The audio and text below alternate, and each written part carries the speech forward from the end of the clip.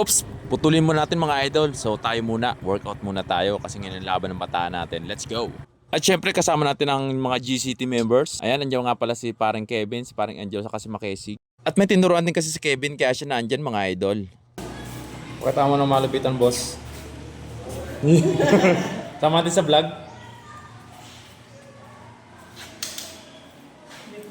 Dawate. Good morning.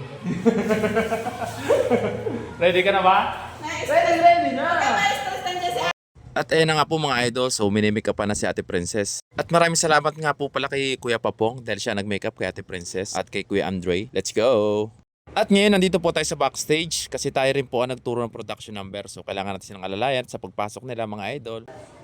Ang gagwapo naman!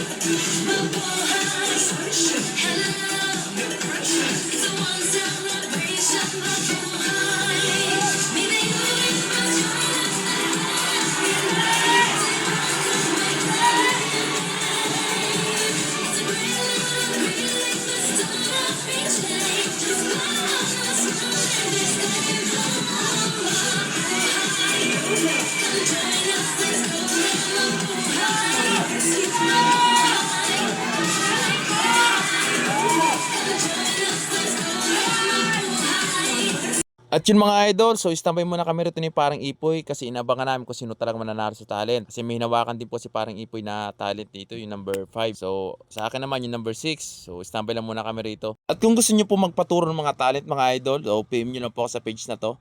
Next award is Best in Talent. Our winner is Munting Ginoo number 6, Fernand Andres. Nice one! Agad na! Sumama ka lang kuya ka. Sumama ka doon.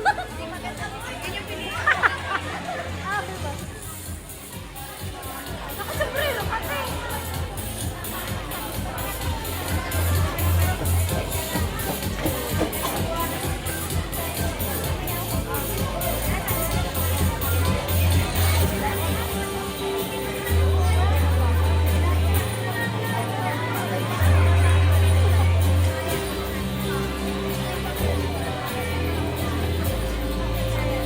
Best in Talent.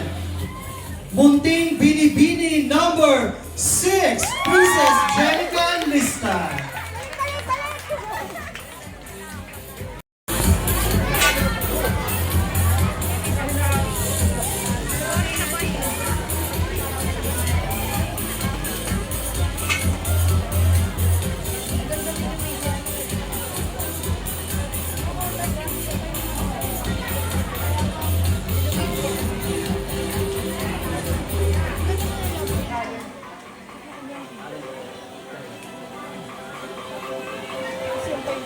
At yun mga idol, so nakuha natin po yung talent so upload ko po mamaya doon sa next video natin, yung buong video ng talent nila. Yun lang mga idol, maraming salamat po.